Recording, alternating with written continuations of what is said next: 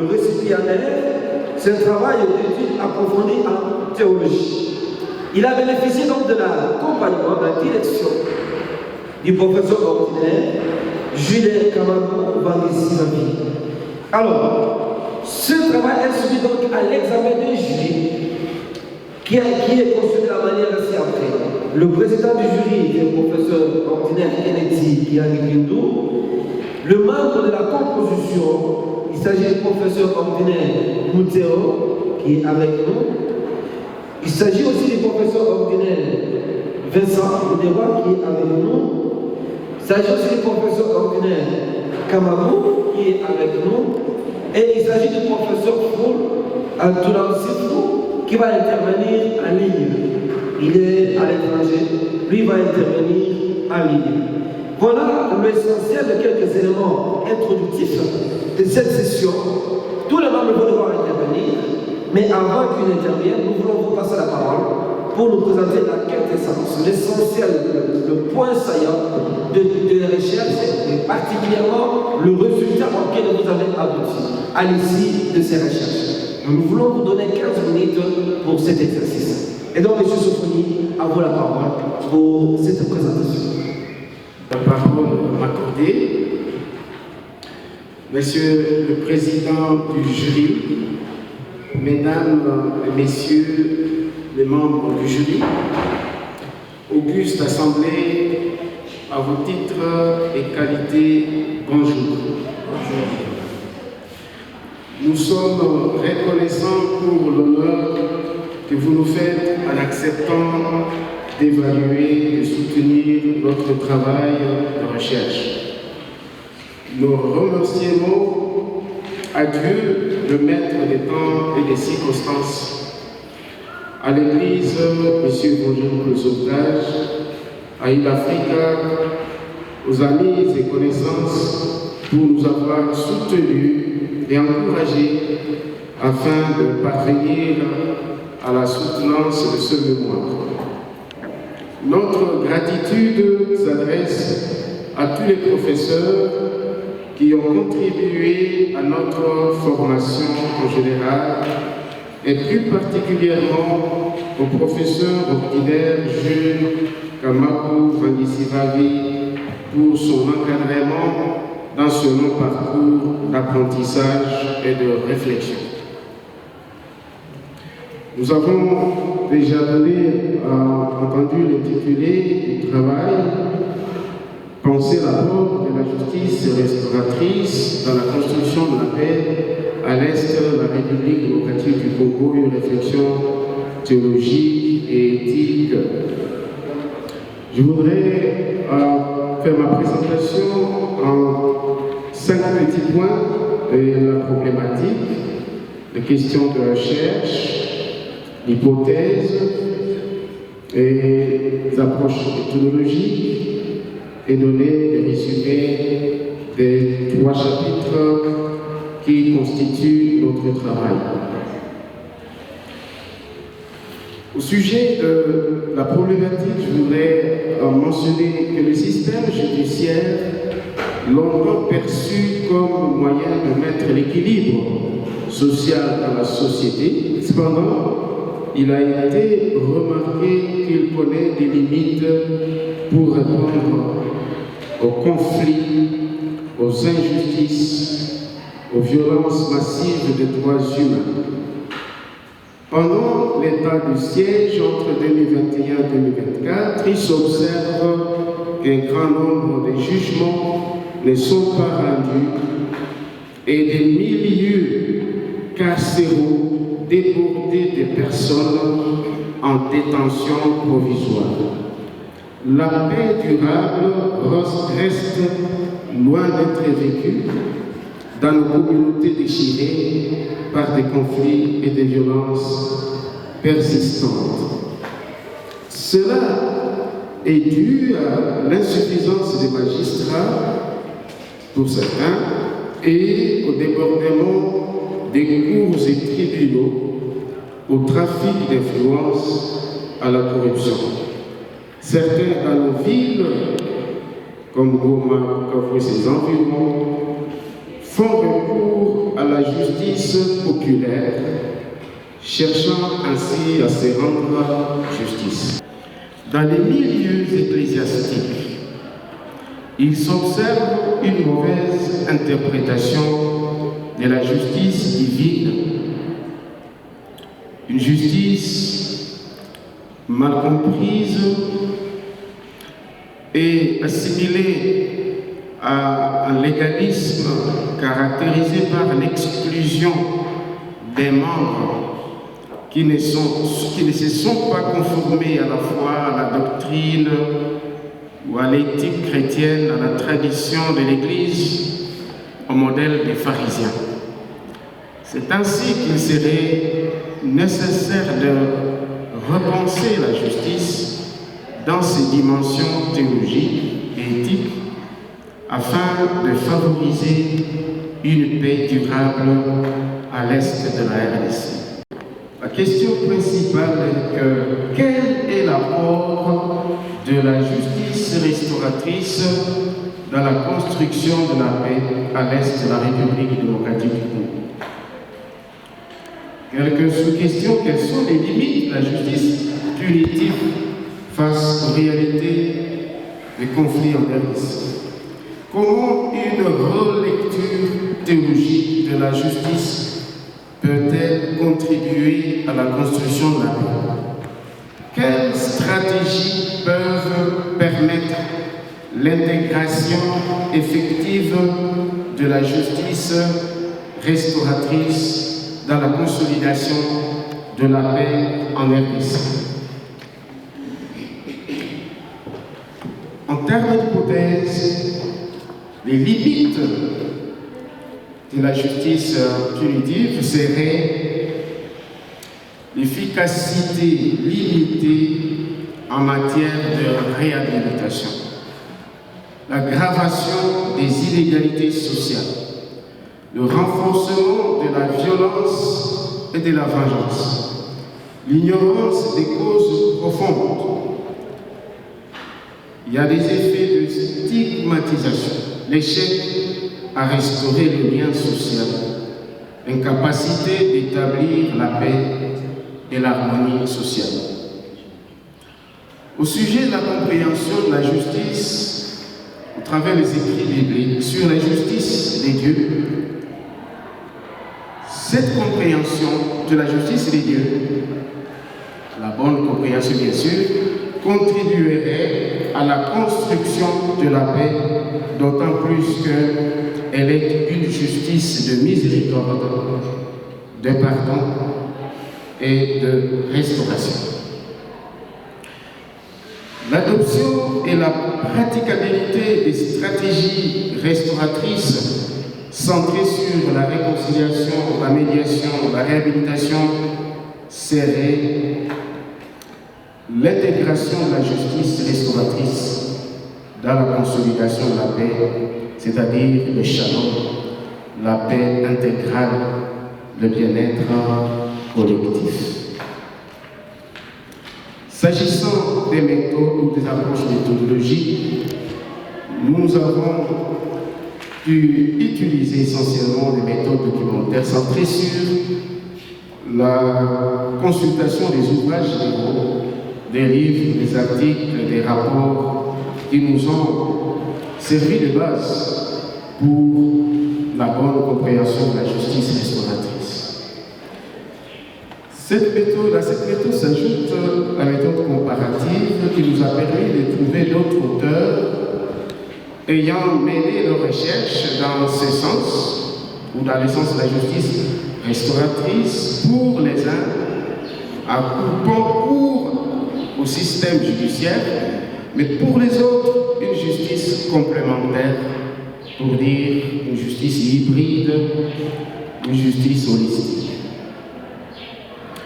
À la méthode comparative, nous avons aussi utilisé une méthode historique qui nous a permis de chercher l'origine de la justice restauratrice, tirée des traditions, des systèmes traditionnels ou empiriques de la justice.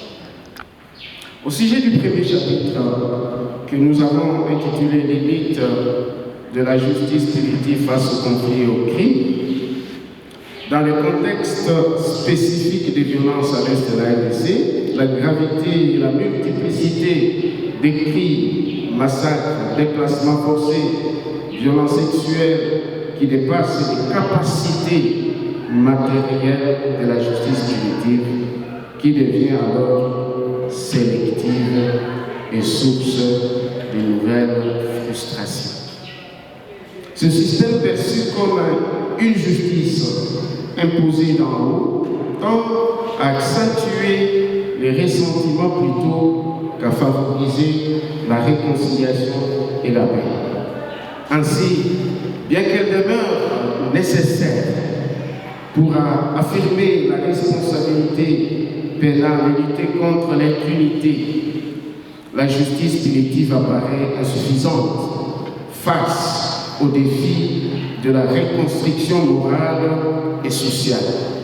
Ce constat invite à envisager des approches complémentaires, notamment la justice restauratrice, qui intègre à la fois sanction à la réparation et à la réconciliation.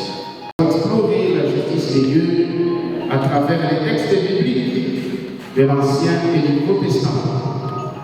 Dans Michée 6:8, il ressort que la justice divine ne consiste pas en une simple observance des lois, mais en une vie fondée sur la droiture, le respect des droits d'autrui, inspiré par la miséricorde et la soumission à Dieu.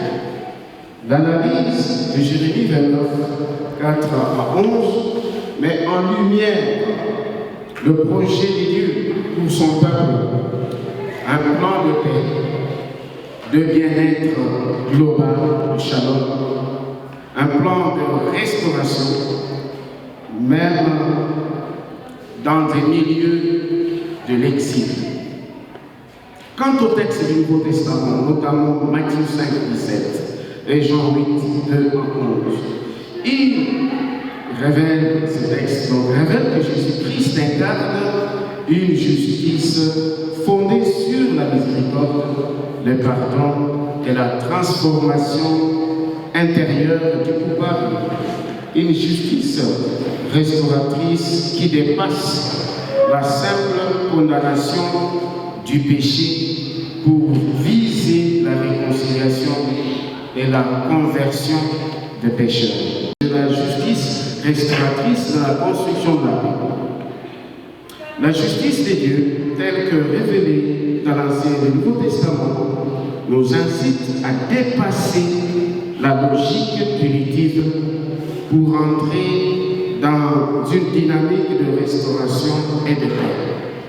Elle nous oriente vers des modèles de justice capables de guérir les blessures du passé, de transformer les coupables et de reconstruire les sociétés sur des bases plus justes et plus humaines.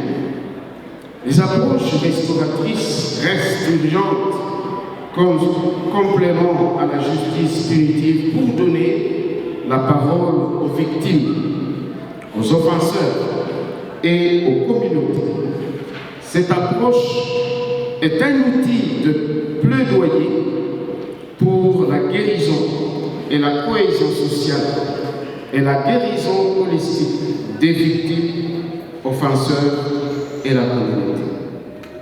Les stratégies de Barza, Nouvelle Commission Vérité et Réconciliation en RDC, les comités locaux de paix, CLP, sont des outils très stratégiques pour compléter la justice punitive. La conclusion face aux limites de la justice punitive, caractérisée par les sanctions, les emprisonnements et autres, la justice restauratrice se présente comme complément indispensable pour construire la paix et la cohésion sociale, notamment dans les zones meurtries par les conflits armés. Elle met en relation victimes-auteurs et communauté dans une démarche de vérité, de pardon et de responsabilité partagée. Cette vision rejoint la conception biblique de la justice divine révélée par Michée, Jérémie et Jésus-Christ qui privilégie la miséricorde, la réconciliation et la transformation de la communauté pour le shalom, c'est-à-dire le mieux-être et le mieux vivre ensemble. Le dernier chapitre qui souligne ainsi l'importance d'intégrer cette approche dans les systèmes judiciaires, dans les institutions civiles et ecclésiales. Nous croyons que cette forme de justice hybride contribuera à restaurer le shalom, c'est-à-dire le bien-être global, la paix véritable et la dignité humaine. En présentant aujourd'hui les principaux résultats de ce travail, intitulé « Penser l'apport de la justice restauratrice dans la construction de la paix, une réflexion théologique et éthique à l'est de la RDC », nous nous remettons à votre appréciation, cher Président, chers membres du jury, pour nous permettre d'améliorer notre parcours de recherche. Nous restons ouverts à vos remarques, critiques constructives et suggestions qui contribueront à l'enrichissement de notre étude. Nous vous réitérons nos sincères remerciements pour l'attention que vous apportez à notre recherche. Je vous remercie. Merci beaucoup. Merci, M. Soufoni, pour cette présentation claire de la composition. Qui ont lu votre travail, ils auront des observations à formuler, certainement des questions, mais nous n'obligeons pas les membres du jury de poser des questions. Si par votre travail seulement il a des réponses à toutes ces questions, c'est déjà bien. Mais s'il y a encore des zones de tombe, nous n'allons pas interdire qu'ils ne puissent pas poser des questions. Donc ils sont là, soyez prêts à recevoir ces questions et vous aurez à réagir par la suite.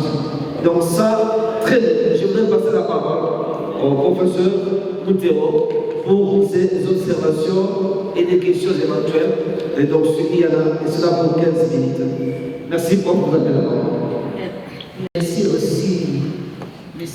Kassigi pour ce travail qu'il a achevé et surtout après la présence, il s'est efforcé à produire un travail qui répond aux normes.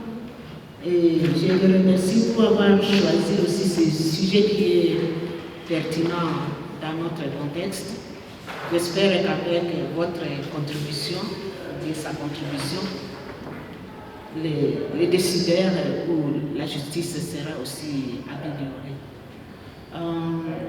J'ai lu ce travail avec intérêt, sachant que ça va répondre à nos préoccupations. Mais j'ai aussi aimé la façon dont vous avez proposé quelques pistes de solutions à la fin, ce qui est une bonne chose. Mais je vais continuer à relever ce que vous pouvez encore améliorer avant de parfaire ce travail. Parce que ce travail est encore à examiner et à améliorer pour que ça facilite la lecture au lecteur et ceux à qui vous adressez certaines suggestions. Je vais y aller systématiquement tel que j'ai lu. J'ai lu le sujet que j'ai trouvé pertinent et sujet d'actualité. La problématique, elle est aussi claire, quand bien même il manque quelques éléments pour appuyer les déclarations que vous donnez, surtout par rapport aux limites de la justice pratiquée au Congo pour le moment. Je l'ai mentionné dans la partie, donc je ne vais pas m'attarder là-bas. Vous allez toujours regarder la copie que j'ai vue pour voir ce que je vous reproche et que je demande que ce soit renforcé. Donc j'ai pensé que la problématique serait renforcée en y ajoutant quelques éléments là, comme illustrant ce que vous déclarez, pour que ça ne soit pas des accusations gratuites.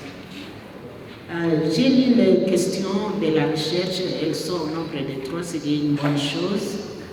Et les hypothèses, quand j'ai lu les hypothèses que vous, avant même que je lise les hypothèses que vous nous soumettez pour la présentation maintenant, à la question, donc, la revue de littérature qui va de 6 à 12, page 6 à 12, j'ai trouvé que vous avez une littérature suffisante, mais je me suis heurtée seulement à une difficulté. Parce que dans la revue de littérature, il n'y a aucun sous-titre. Il n'y a que des auteurs du début à la fin, et pourtant, c'est une grande partie qui n'a pas de sous-titres. Et comme vous avez 3 questions de la spécifique, on ne sait pas quelle est la revue ou bien l'auteur qui répondrait aux préoccupations que nous avons dans la première question, aux préoccupations de la deuxième question et aux préoccupations de la troisième. Donc tout va comme ça dans l'ensemble globalement, mais on se dit quand est-ce qu'il s'est focalisé sur la première question, les auteurs qui se sont intéressés à la première question, deuxième, ainsi de suite.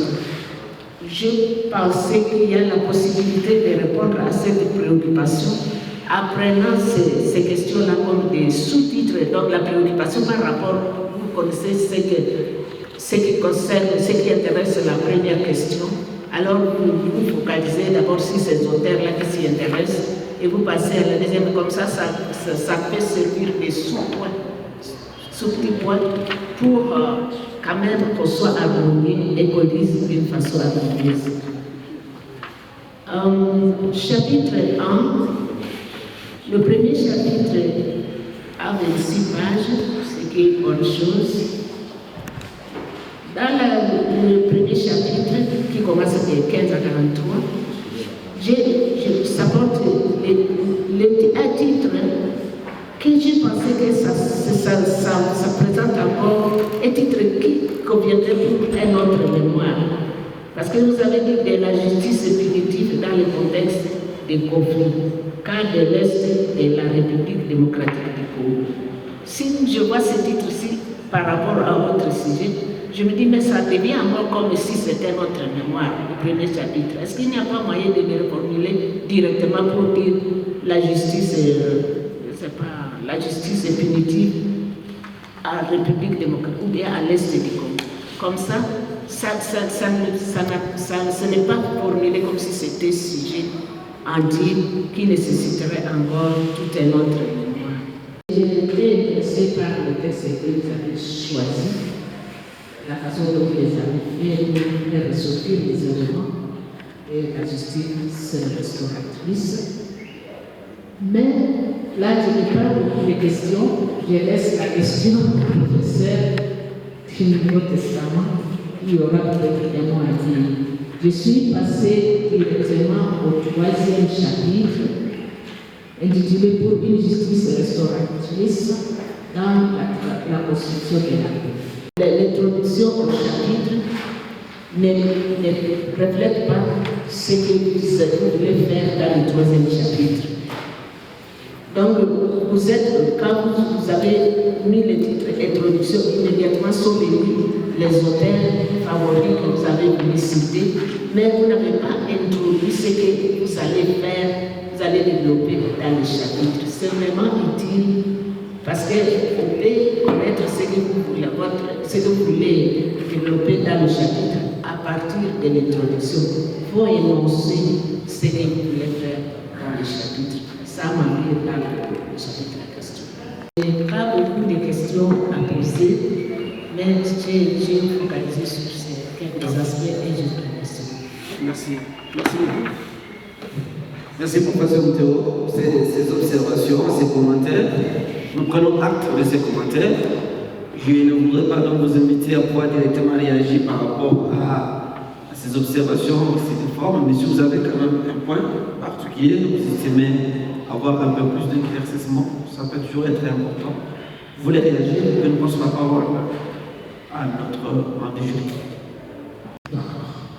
Alors, nous passons directement à la parole. Pour moi, un privilège de faire partie de cette composition.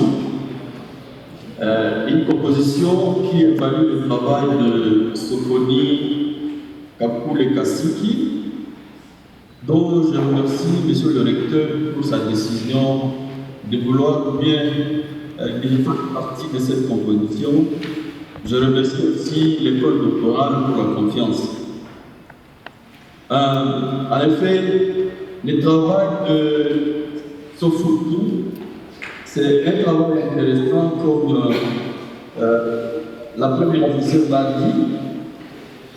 Et il repose bien évidemment sur une réflexion stimulante et ambitieuse sur l'apport de la justice restauratrice dans un contexte complexe dans l'est de la RDC.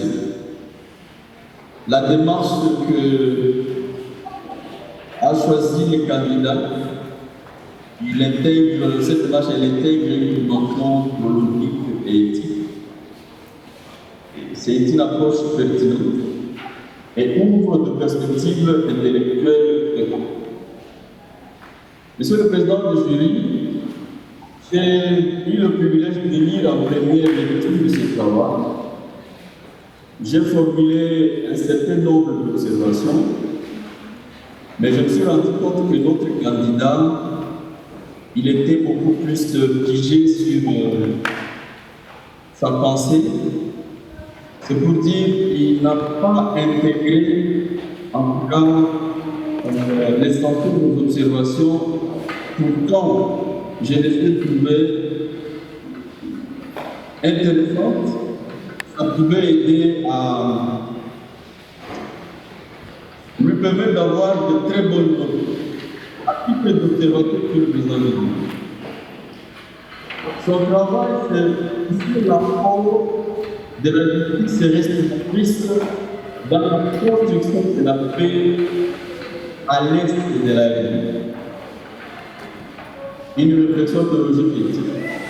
Quand on prend l'aspect géographique, la partie focalisée sur les candidats, c'est la partie orientale de la RDC.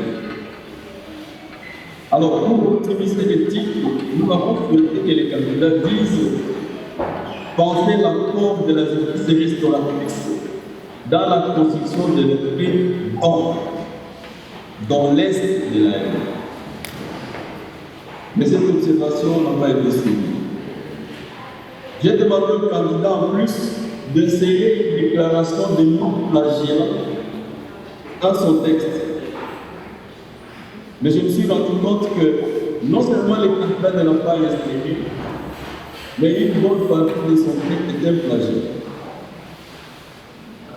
Curieusement, nous n'avons pas la même version. J'ai reçu deux versions. La version PDF a 130 pages et la version web a 132 pages. Alors, je ne sais pas laquelle que vous utilisez, Monsieur le Président du jury, mais qu'il vous plaise de vérifier juste comme une illustration le page 37 à 39 pour vous rendre compte que ce que j'ai demandé à l'étudiant, il ne l'a pas fait sciemment avec une partition complète d'un plagiat.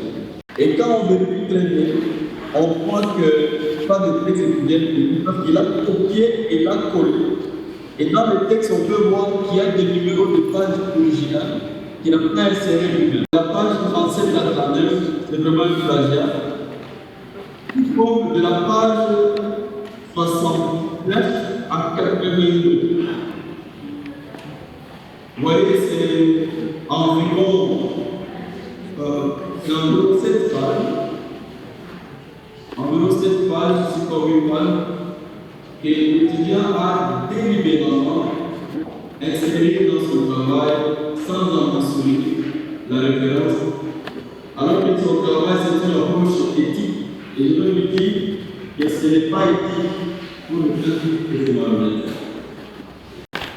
Je lui ai donné les propositions de bien synthétiser son résumé, mais l'étudiant ne l'a pas fait.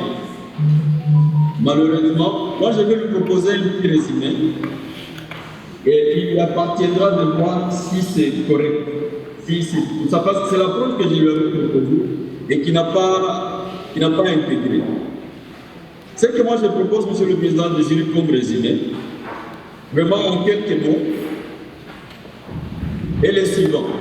Cette recherche explore le potentiel de la justice réparatrice comme complément au système judiciaire dans un contexte de conflits armés prolongés et de violations massives des droits humains.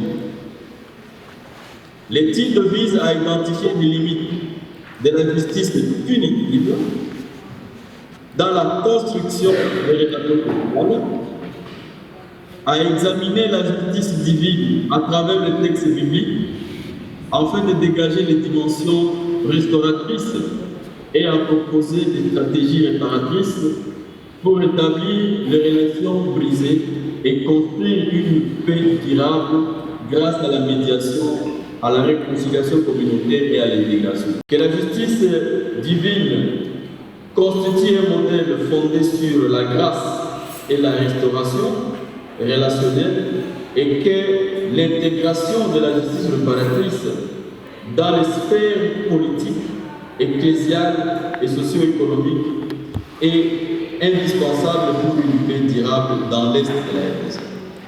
Oui, monsieur le président du jury, c'est un petit résumé qui englobe tout, mais dont je proposais les canevas à l'étudiant, il n'a pas su. J'avais recommandé des ouvrages, j'ai trouvé qu'il a intégré, qu'il a analysé, il a pu consulter certains ouvrages, mais lorsqu'il a fait la bibliographie finale, il a omis tous les ouvrages qu'il a insérés en seconde correction. Alors, il y a une observation très cruciale, monsieur le président du jury, c'est sur la limitation. Vous voyez que la première évaluatrice vient de mentionner que tout le premier chapitre, ce ne sont que des définitions, mais si vous le voyez une fois de plus, des définitions non conventionnelles. Alors, j'avais demandé à l'étudiant, comme il analyse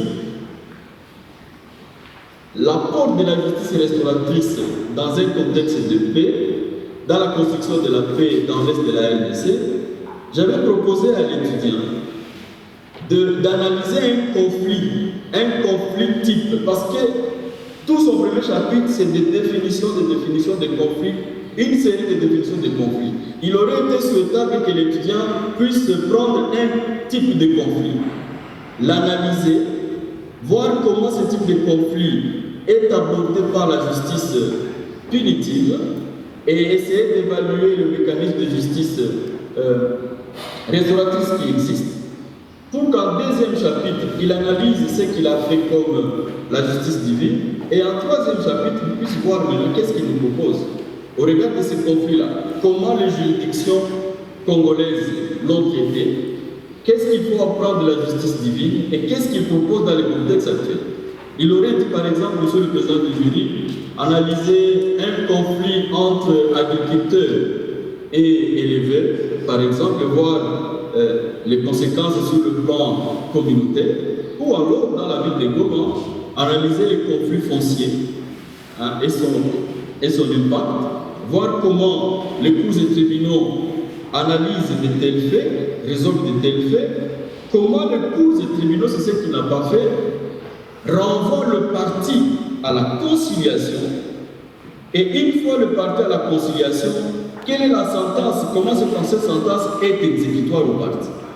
Alors, c'est cet aspect-là qu'il aurait dû analyser, parce qu'un modèle de conflit, maintenant lui il analyse tout le conflit, et c'est ce que j'ai dit, que la réflexion est trop générale, pas de distinction d'ailleurs claire entre les conflits dont les abus, c'est ça aussi très fondamental, dont les abus sont pardonnables et des crimes non amnistiables. Parce qu'il confond tout. Il confond que tout fait criminel est pardonnable. Alors que l'aspect aujourd'hui Même il a fait allusion à l'Afrique du Sud sur le président Djibouti, un cas que nous avons bien évidemment évalué. Mais l'Afrique du Sud fait allusion au système de vetting.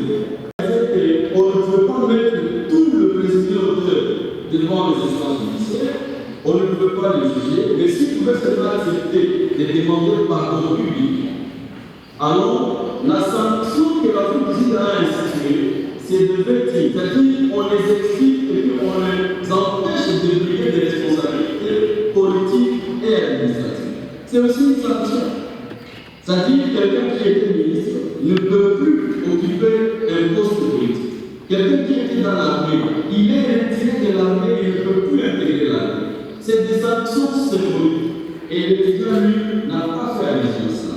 Il est dit seulement que le pardon ouvrirait nous amener à la construction de la paix. Donc, l'approche aujourd'hui, je peux poser des questions, monsieur le président du Génie? Si vous voulez.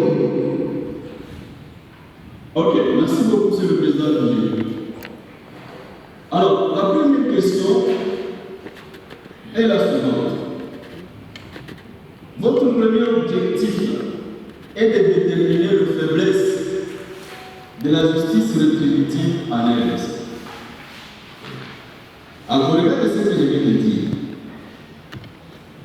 Avec quel outil méthodologique avez-vous procédé pour faire cette analyse? Comment, autrement dit, vous avez mesuré les faiblesses d'une justice rétributive que vous n'avez pas présentée et dont aucun cas n'a été évalué pour apprécier? Alors, avec quel outil méthodologique avez-vous procédé pour faire cette analyse? Quelle structure de la justice congolaise avez-vous retenu comme cadre d'étude? Dans quelle matière? Est-ce que c'est dans une matière pénale ou dans une matière civile? Et moi, je vous ai donné des cas civils qui peuvent rencontrer votre préoccupation. Et sur combien de cas vous avez analysé cela? Alors, les cas que vous avez analysés, quelles sont les forces que vous avez trouvées dans la justice congolaise, dans son état actuel? Avez-vous identifié, est-ce qu'il y a des forces à capitaliser? Quelles sont les faiblesses dont vous estimez que la justice civile peut servir d'inspiration? C'est une première question dont le candidat peut-être n'a pas obligé à répondre, mais qui guide tout ce qu'il fait, ce qu'il veut faire. La deuxième question, parce que la première concerne son premier objectif. Si vous permettez, prof, si je peux d'abord reprendre bien noter ce que vous venez de dire, excusez, permettez, je vais d'abord être rassuré qu'il a bien pris note. Alors, M. Soufoni, est-ce que vous avez bien pris note de cette question qui vient d'être posée? Est en train de se demander, est-ce que vous avez analysé, est-ce que vous avez été devant l'état de défense par exemple, ou la cour d'appel, et dans quelle matière? Est-ce que c'est en matière civile, est-ce que c'est en matière pénale? Vous êtes arrivé à quelle conclusion? C'est ça en fait, je crois, la question évoquée par le professeur Philippe. Je ne sais pas si j'ai bien compris la question, parce que dans ce cas-là, j'ai eu de projeter la préoccupation. vous pouvez lire, lisez calmement, comme ça il va devoir aussi suivre. Oui, que j'avais recommandé d'ailleurs à l'étudiant, je pense seulement à la question de savoir quelles forces et faiblesses des structures communautaires qui ont l'approche restaurative, comme la CDJP, Barnet des communautaires, les Kialanda, le Bouche-la-Rocher, que vous avez identifié. Est-ce qu'il y a des forces et des faiblesses que vous avez identifiées? Les deux cas, dans les deux cas, quelle nouvelle stratégie la justice divine apporte-t-elle? Jusque-là inexistante, qui pourrait renforcer les structures. Alors, pour quel type de conflit et quel type d'abus commis ces stratégies seraient-elles pertinentes? Les stratégies qui nous proposent de la justice divine. Et enfin, les modèles sud-africains que vous avez valorisés ont pourtant expérimenté le vécu, alors que vous préconisez une réintégration sociale. Vous préconisez une réintégration sociale, c'est-à-dire les criminels d'hier, selon votre rapport, peuvent être réintégrés socialement dans une approche inclusive comme vous l'avez dans votre travail. Alors, comment expliquez-vous cette apparente contradiction? Parce que vous avez vu l'approche sud-africaine qui prévoit le vécu, mais vous, comparativement à l'approche sud-africaine, vous préconisez la réintégration. Voilà, Monsieur le Président du jury, les préoccupations que je pense que l'État peut répondre et ça peut continuer toujours à guider ce qu'il a commencé et ça permettrait bien évidemment d'avoir des éléments de cette évaluation de l'université. Merci beaucoup, professeur Philippe, pour vos observations sur le plan de la forme. Je crois que ces éléments ont été bien notés par M. Sofoni. Et il y a les 4 questions qui sont posées. Je crois que ces questions déjà sont clairement Plus aux questions. Oui, je veux bien, M. Sofoni. Mais dans les observations, soulevées par le professeur Philippe, bien que ce sont des observations qui ont tendance à prendre la forme, mais dans ce qu'il disait, il y a des éléments de forme. Je ne sais pas si vous allez y revenir. Oui, je veux intervenir. D'accord, allez-y. La problématique qui fait étendre d'une faiblesse de la justice punitive par rapport aux enjeux sociaux comme les conflits, comme les violations massives de droits, comme nous pouvons aussi faire des observations liées aux milieux carcéraux qui sont pleins de détenus. Parmi ces détenus, il y a ceux qui attendent les jugements non rendus pour beaucoup de temps, beaucoup d'années. Avec l'approche de lecture de la bibliothèque et l'approche ou la méthode documentaire, ça m'a beaucoup aidé à trouver les éléments de réponse par rapport aux causes des faiblesses du système judiciaire.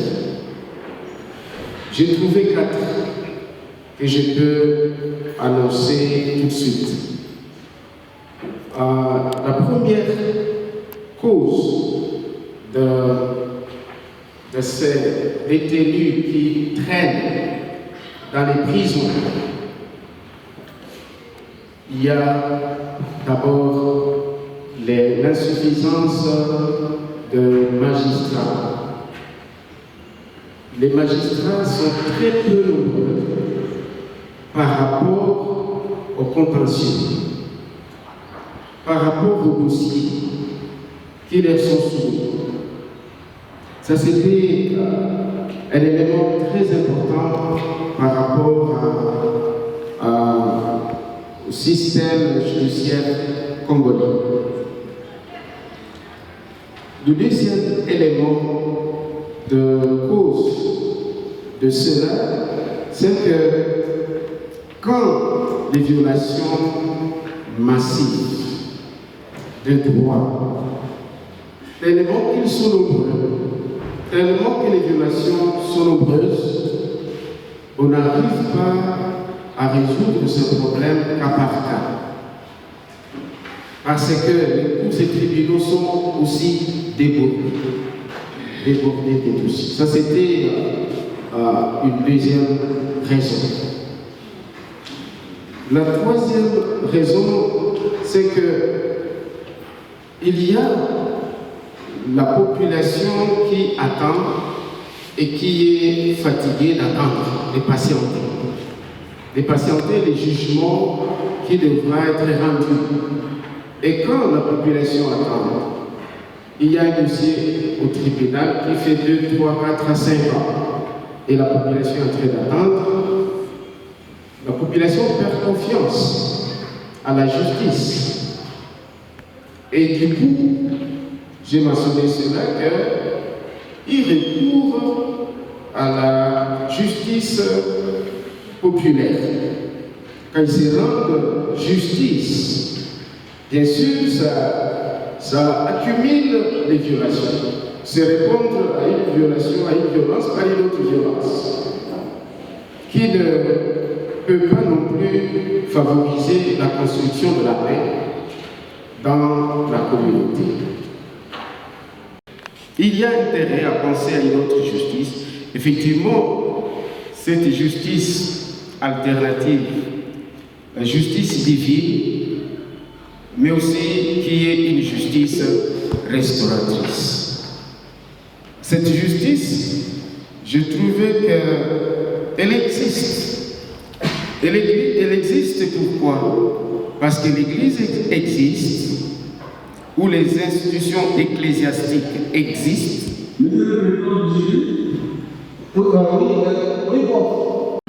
Je ne suis pas attardé à un type de conflit, comme l'a dit le prof Tunamsif. J'ai pris le conflit dans sa globalité.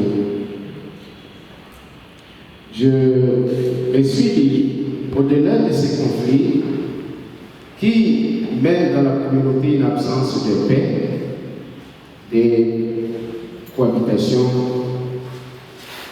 je me suis dit, nous avons besoin de la paix. Et sur quelle base? Et sur base de justice. Mais de quelle justice qui pourra nous amener à la paix et à la réconciliation?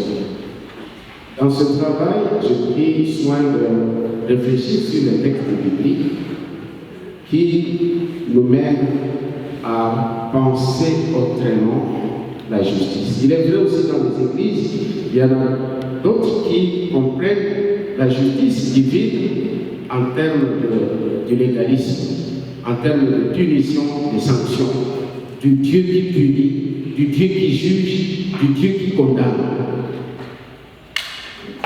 Mais nous avons trouvé que la justice des dieux, elle n'est pas forcément et toujours punitive. C'est aussi une justice de restauration, de miséricorde, comme nous l'avons mentionné, que ce soit dans les textes de l'Ancien Testament et même dans les textes du Nouveau Testament. Et c'est là que nous avons découvert, quel que soit le crime, quelle que soit la faute, dans les textes bibliques, il n'y a aucun crime qui ne soit pas pardonnable. Il n'y a pas un crime qui ne soit pas objet de pardon et de réconciliation. Et même le texte que nous avons lu en Jérémie, quand le peuple était allé en exil, en termes de jugement, ils sont en exil, mais s'ils reviennent à Dieu, le Dieu de miséricorde est capable de restaurer son peuple. Et surtout, sa justice de miséricorde qui mène à la paix, il y a lieu que ce peuple a emmené en exil, de le ramener aussi en Israël et restaurer aussi bien le peuple que son environnement socio-économique que nous avons appelé le shalom. Le shalom de Dieu ne se limite pas seulement à arrêter les conflits interpersonnels ou d'une communauté à une autre intercommunautaire. Le shalom de Dieu, c'est aussi la reconstruction socio-économique qui soit plus globale, même de l'environnement. Ok. On peut passer à la deuxième question. La deuxième question, c'est une question de stratégie. Est-ce que, au niveau de l'Afrique, j'ai plus focalisé mon attention sur les structures locales. Les structures locales africaines, notamment les Balsa, notamment il y a des comités de paix qui sont constitués dans le milieu pour aider à résoudre les conflits dans la communauté. Et l'expérience, mais aussi ce que j'ai appris, parce que j'ai mentionné cela dans le 3e chapitre, que nous avons besoin de renforcer ces structures locales pour permettre à résoudre ça. C'est une main d'appui au système judiciaire. Et cela, nous sommes en train de le vivre parce que même dans le milieu où nous avons des structures locales, nous avons trouvé une collaboration de la justice, du système judiciaire qui renvoie certains dossiers à ces comités locaux, les comités de paix, les structures locales de paix. Cette cohésion, cette complémentarité, je trouve ça très très efficace. Efficace dans la mesure où on ne rejette pas le système judiciaire pour le remplacer par un système de justice communautaire, locale ou de justice restauratrice. Ce n'est pas dans ce sens que nous avons réfléchi dans notre approche. Ça, c'est un élément et par expérience qu'on est en train de vivre dans nos communautés où les structures locales sont devenues une main de soutien et d'appui au système judiciaire. Quand l'emprisonnement devient un lieu où les gens meurent et ne sont pas capables de vivre l'aspect humanitaire dans les prisons, on va constater que ça devient des milieux inhumains où la vie devient impossible même. On n'a pas droit à se reposer. Dans la prison, on ne peut pas trouver les minimums pour la survie. Les conditions de vie des détenus ne sont pas vraiment à envier ou à désirer. On a besoin de voir ces éléments pour restaurer et même savoir considérer que l'infracteur ou les détenus, il est aussi humain, il a droit à la vie, il a droit à la vie. Mais comment aider ces détenus pour qu'ils aient droit à la vie? Effectivement, c'est grâce à une autre justice. Une autre justice va demander qu'on écoute aussi bien les victimes, qu'on soit capable aussi d'écouter les détenus, les infracteurs, les criminels. Ces criminels, nous les constatons, tôt ou tard, reviennent dans la communauté. Je n'ai pas fait une analyse d'un cas parce que j'ai trouvé que c'est aussi une matière qui demande une recherche. Il faut une autre recherche, de faire l'analyse des cas et de pouvoir circonscrire la recherche au terrain. Parce que la question du terrain, c'est aussi une autre forme de recherche. D'accord. Après l'article calculatrice, dans la position de la BNLC, une réflexion sur le éthique. J'ai lu, et je regrette d'avoir pas été à la présidence, parce qu'il avait été reporté. Et lorsque là il ne peut pas être un problème, j'ai seulement appris que là déjà eu lieu. où tu écris directeur, professeur docteur, puis tu mets juste en bas professeur ordinaire. Ça n'a pas de sens. Où tu biffes prof, tu écris docteur directement, où tu gardes en bas professeur ordinaire.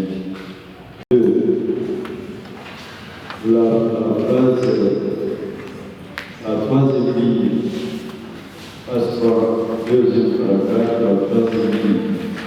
La loi d'Otanion, mal interprétée, est parfois utilisée pour justifier les pratiques de stigmatisation de fusion au sein des églises.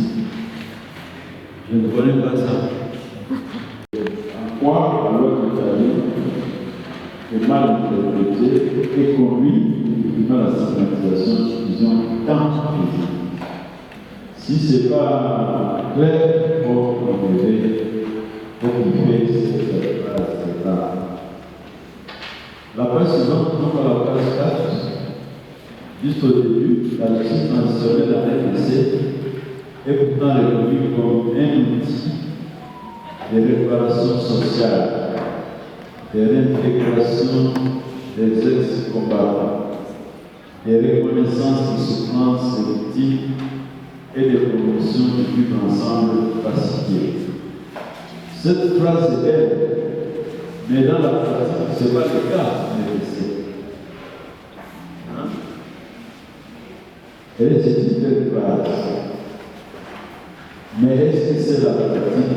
J'ai écrit moi-même ici quel lien avec la RDC. À pratiquer cette justice traditionnelle qui est reconnue comme un outil de réparation sociale, de réintégration des combattants, de reconnaissance des souffrances des victimes, de promotion de vivre ensemble pacifié. On n'en serait pas là. On a parlé de Naro dans les documents. Que ce soit les Naro ou c'est des personnes qui se font passer pour les Naro, qui ont tué beaucoup de gens. Il y a eu trop de morts. De prendre les phrases juste pour les plaquer. Ça, c'est une phrase que tu trouves chez Mukwege, n'est-ce pas? Plaidoyer pour la mise en place des mécanismes de justice transitionnelle. Nous ne sommes même pas encore là. Alors, je voudrais passer aux objectifs de la recherche. J'ai aimé vraiment que tu as bien trouvé Non, on la page 4 toujours. Tu as bien trouvé la question de la recherche, mais tu as parlé au présent. Tu as dit quel est l'apport de la justice restaurative. Moi, je pourrais dire quelle pourrait être, parce que tu fais une étude théologique, c'est comme si tu cherches à proposer quelque chose. Quel pourrait être l'apport de la justice restaurative? Bon, parfois tu fais restaurative, parfois tu fais restauratrice. On ne sait pas qu'est-ce qui est vrai. Ton professeur t'a dit quoi? C'est l'anglais francisé. Oh non, on parle de la justice restaurative. Mais alors en français, c'est restorative justice. Non, c'est pas ça. Nous sommes en français. Les francophones parlent de restauratrice. Oui, c'est ça. C'est pourquoi j'ai dit ça. Ouais. Alors, les sous-questions de recherche, il faut savoir que quand tu te poses 3 questions, ces questions doivent avoir des réponses dans la structure de ton travail. C'est pour cette raison que moi j'ai pensé qu'il fallait formuler la première question. Dans la première question, je crois, nous avons la page 15. Page 4. Page 4. Nous sommes à la page 4, mais nous allons à la page 15. La page 15, c'est là qui dit de la justice punitive dans un contexte de conflit cas de l'Est de la RDC. C'est ça. Mais tu as posé la question, quelles sont les limites? Quelles sont les limites de la justice pénale classique face aux réalités post-conflit en RDC? Et maintenant, quand tu formules l'intitulé du chapitre 1, la justice punitive dans un contexte de conflit, c'est différent. Et les focalisant sur la justice, j'ai trouvé ce verset très intéressant. Question de justice. Et ici, de justice sociale. Ce n'est pas une justice selon les écrits pauliniens ou la théologie paulinienne. Ça restaure. Mais au verset 8, il est question de la pratique de la justice, la miséricorde et de marcher humblement devant Dieu. Marcher humblement devant Dieu, ça exprime la soumission à Dieu, à sa justice, à son autorité, à sa parole. Mais déjà, faire allusion à la justice dans Michée, c'est une question qui a trait à la justice aussi d'Amos, qui sont des prophètes qui ont plus insisté sur la justice sociale. Et tu proposes l'approche restauratrice. Mais quand on lit le texte de Michée, on constate effectivement qu'il est question ici d'un culte. De manière qu'il y a une question qu'on se pose. Avec quoi me présenterai-je devant le Seigneur? Mais qu'il reste devant le Dieu de là-haut. Me présenterai-je avec des holocaustes, avec des faux tenants? Le Seigneur voudra-t-il des milliers de milliers, une quantité de torrents dont laisse mon premier-né au plus de ma révolte et l'enfant de ma sœur pour mon propre péché? Je crois que le prophète Michée est en train de remettre en cause ce culte qui n'est qu'au niveau de la forme, qui n'engage pas le cœur. Ce n'est pas question ici de justice punitive ou pénale. Non, il n'en est pas question. Je suis même tenté de te dire qui fait cette partie-là. Ce texte en lui-même ne représente par rapport à la préoccupation de la vie. Tu pouvais choisir un seul texte. Tu n'es pas obligé d'en choisir deux. Tu choisis un seul texte. Dans le Nouveau Testament, tu as le punitif. Il y a un que tu acceptes, un autre qui l'accepte.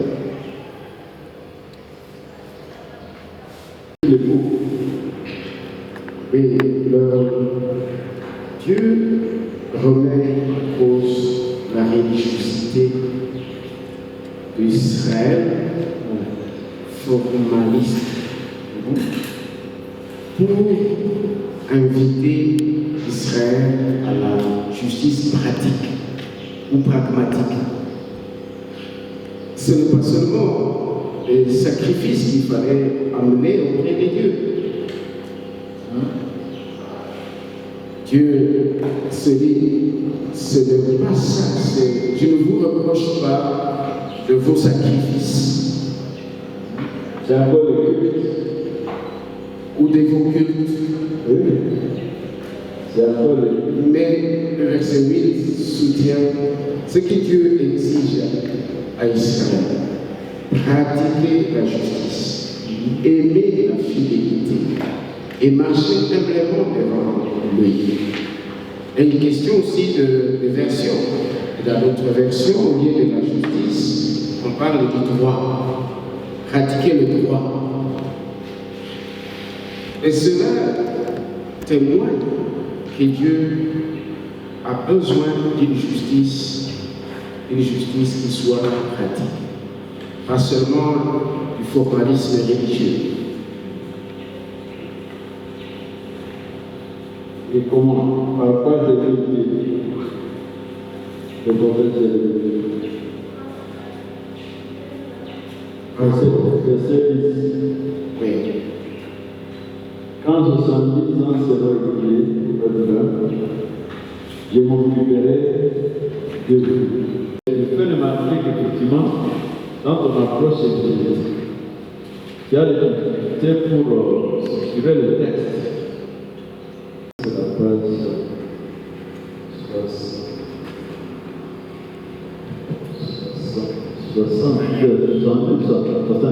60. Pour moi, le texte de Matthieu n'est pas le verset, Simon, c'est ça qui t'a amené à faire ce passage. Et d'autant plus que ton professeur a aussi commenté ces passages. Et surtout la motivation du choix du texte. Et j'ai trouvé le texte de Matthieu, chapitre 5, un texte très intéressant où Jésus il compare sa justice des celles des scribes, des pharisiens, des justices de la loi. Et son application va être au directement au chapitre 8 de Jean. C'est une application de la justice de Jésus par rapport à la justice primitive, la justice de la loi.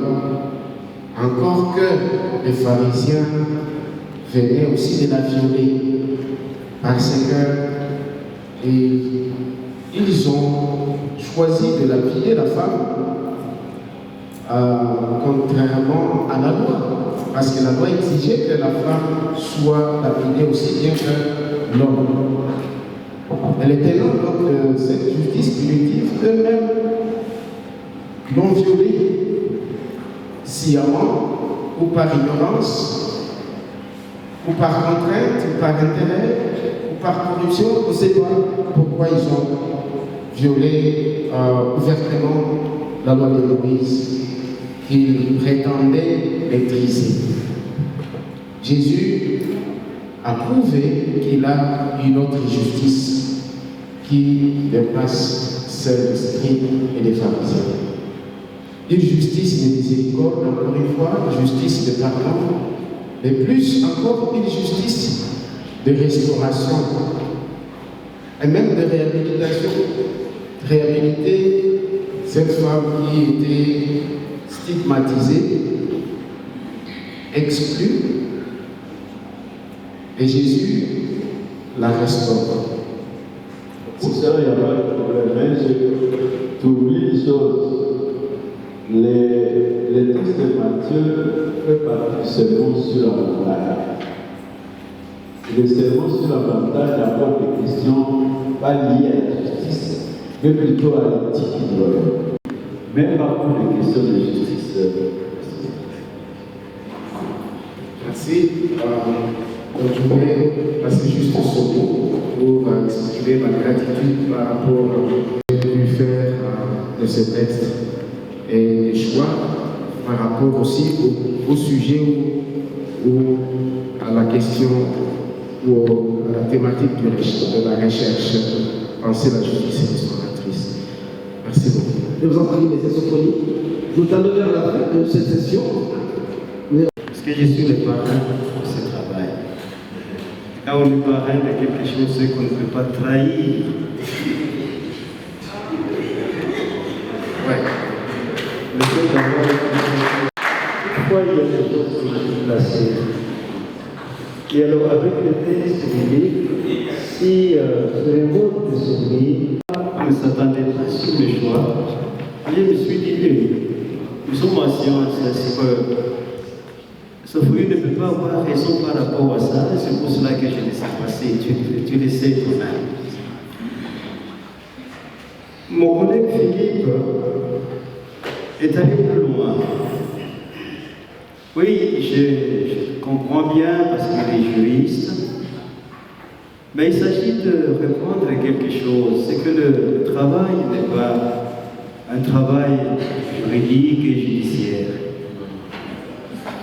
C'est juste un travail de quelqu'un qui veut comprendre comment il est vécu et comment il est dite notre justice. Et donc c'est une approche purement de quelqu'un qui est vraiment en dehors de parler de justice, mais qui veut comprendre juste la réalité de la justice telle qu'elle est vécue. Et elle s'est dit, cette personne s'est dit, est-ce qu'on ne peut pas tenter une autre option de la justice? Et c'est ça. Et nous tous, Takegolais, professeurs, nous apprenons aussi par la recherche. Et quand on arrive à découvrir quelque chose, on passe d'une extrême à une autre. Mon collègue même qui est à côté de moi, quand il avait découvert les droits de l'environnement, les droits de l'environnement, c'est devenu comme un tambour battant dans sa tête et dans sa peau. Et à chaque fois, il revient. Et même mon collègue Philippe, quand tu avais découvert, oui, que à la justice classique, on peut supplanter, bon, pas supplanter dans le sens d'élaguer par le revers de la main. La justice, c'est quand tu as découvert qu'il y a une autre qui s'appelle la justice traditionnelle, tu es tombé dedans et tu es allé jusqu'au bout, même jusqu'à présent, tu continues toujours. Et c'est ça aussi le bien fondé de la recherche. D'une part, par lui, en termes de la justice de Dieu, parce que Dieu est capable de restaurer chacun, quel que soit l'intérieur de l'âme. Ça, c'est le plan de la justice de Dieu, et sa puissance, sa capacité de restaurer. Alors, mais sur le plan de la pratique de la justice restauratrice, dans le sens social, dans le sens de réconciliation des communautés ou des groupes ou des personnes, il y a des questions qui méritent, encore une fois, de recourir qui oblige qu'on soit à la justice punitive. C'est pourquoi je prône la complémentarité. Je ne suis pas du côté de ceux qui prétendent que la justice restauratrice remplacerait la justice punitive. Je ne suis pas vraiment de ce côté. Je suis plutôt du côté de la justice hybride qui reconnaît la part de l'une et de l'autre. Ok, ce que je voulais de toi, c'est d'être équilibré. Au crime grave qui mérite une justice punitive. Elle est aussi toute jeune, cette justice-là. Donc elle a le temps de s'installer. Effectivement. Et donc, bon, peut-être quand il faut continuer avec la recherche à rapport avec ça, être à mesure quand même d'y aller avec beaucoup de prudence et tout en les dépassant pour qu'on puisse voir réellement ce qui convient d'être fait et à quel moment on peut recourir à tel autre type de justice. Merci. Oui. Merci, professeur Tamaro, pour ces échanges avec M. Sofoni. Professeur Fillette, vous êtes toujours en ligne, vous le suivez? Oui, c'est le temps de... Ok, d'accord. Nous allons vers la fin de notre session de cet après-midi. Alors, je suis en train de... Je préférais que vous soyez là parce que nous sommes en train de prononcer les derniers mots avant que nous puissions aller dans notre séance d'appréciation à huis clos, avant de revenir pour la présentation de résultats. Alors, M. Sofoni, après avoir suivi l'ensemble des membres de la composition de ce jury, il y a lieu de relever quelques éléments un peu plus saillants.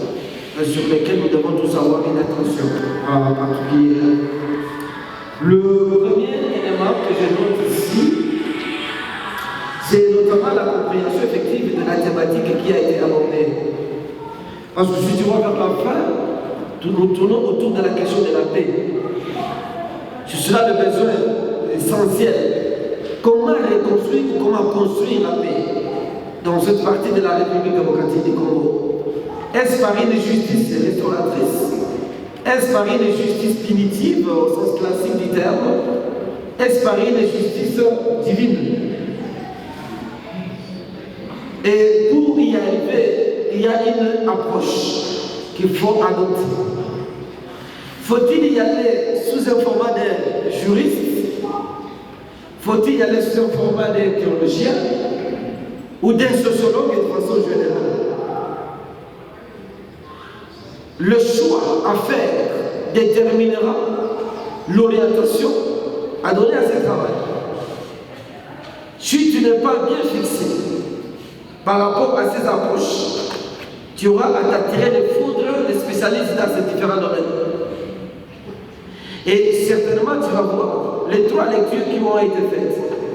Quand un juriste intervient, le deuxième chapitre n'est pas son affaire. Le troisième chapitre n'est pas son business, il n'est pas là.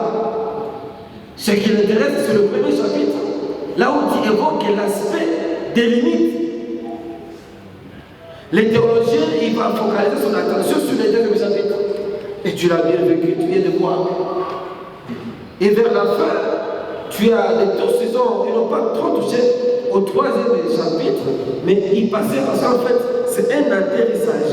Que ce soit le premier chapitre ou le deuxième, le point de croisement de toutes ces pensées, c'est le troisième chapitre.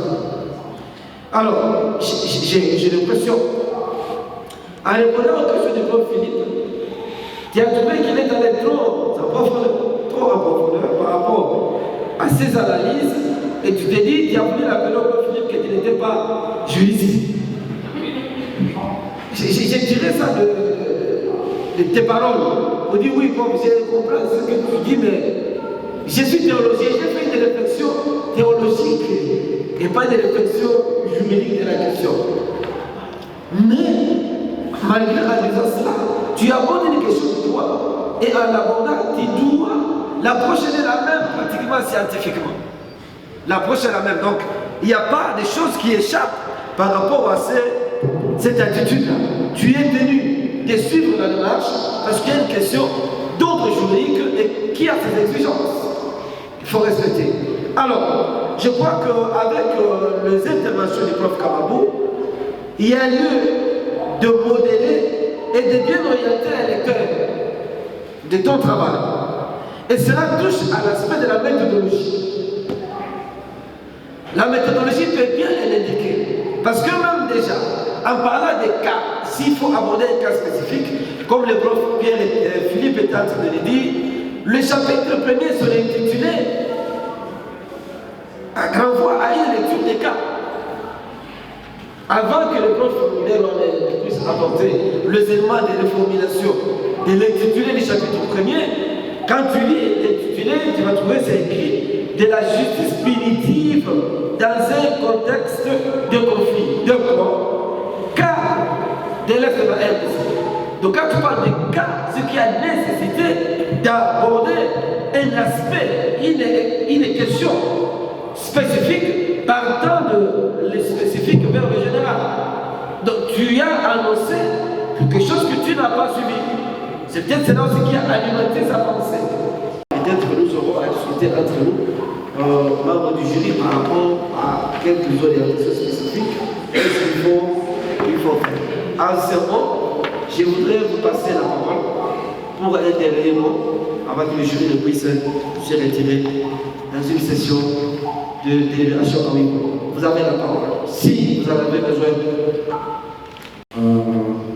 de perspectives d'avenir, c'est que le travail est exactement un travail préliminaire, qu'il y a des espaces ou des zones à exploiter et à expliciter dans la recherche à venir.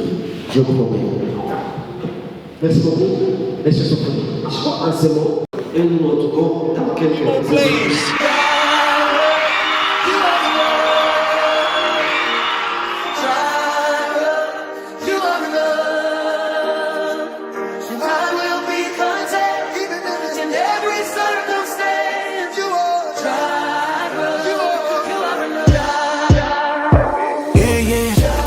Du procès verbal de soutenance de mémoire du DEA, la faculté de théologie pour notre programme du 3e cycle.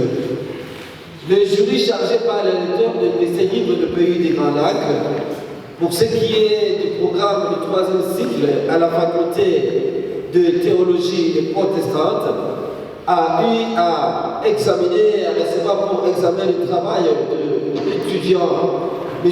Kakoule Kassiki Sofoni, qui a conduit des recherches autour de la thématique formulée de la manière ci-après: penser l'apport de la justice restauratrice dans la construction de la paix à l'est de la République démocratique du Congo, une réflexion théologique et éthique. Il a été devant ce jury pour présenter les résultats de ses recherches. Il a reçu les questions qui lui ont été apportées, posées par les membres de la composition, les observations des fonds comme des formes, les éléments de réponse qu'il a lui-même fournis aux membres de la composition. À l'issue des échanges, la séance a été suspendue pour permettre au jury de se retirer dans une séance à huis clos. Au cours de cette session à huis clos, il se révèle les observations, le commentaire ci-après. Le thème qui a été abordé par M. Kakoule Kassiki Sofoni, c'est un thème d'une actualité dans la région.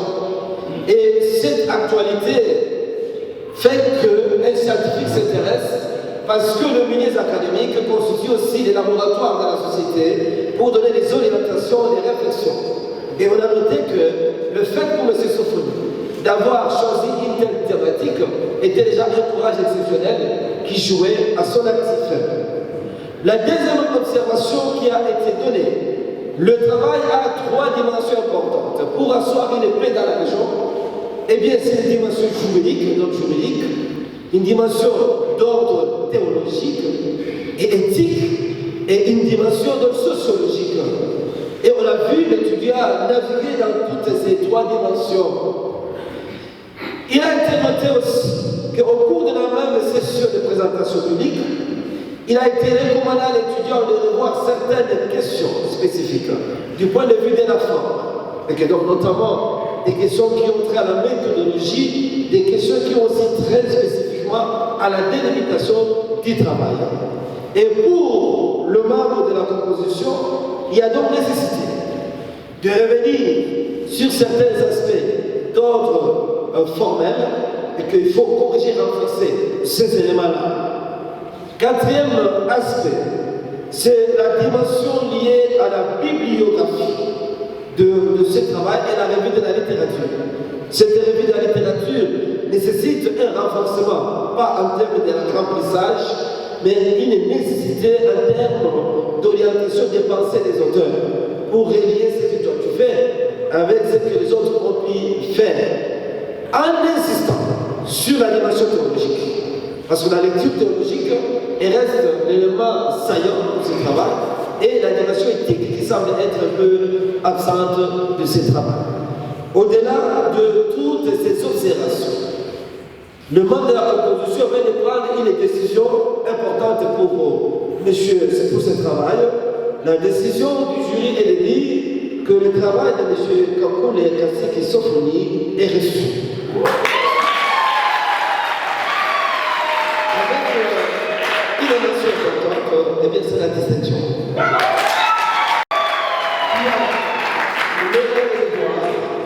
De passer par le nombre de juges, c'est un travail important. Donc il y a nécessité de l'améliorer afin qu'il soit passé à la bibliothèque. Et donc tu n'auras accès droit à tes papiers qu'après avoir corrigé tout ceci. Merci. Congratulations, you're in the glory of God. Congratulations, He has done it for you.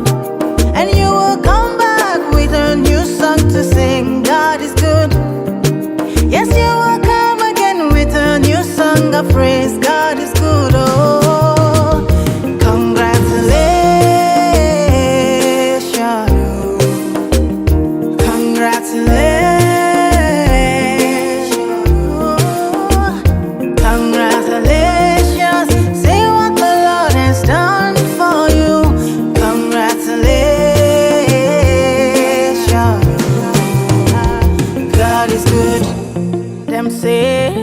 say that I can never be all that I see. I've seen that God is greater than that. Who can battle with the Lord? No, no, nobody. Who can change his mind about me? Through many years, in many ways, I have seen his faithfulness forever and ever. Yeah. Congratulations, I have seen the glory of God. Congratulations, he has done it for me. And I have come back with a new song to sing. My God is good. Yes, I will come again with a new song of praise. My God is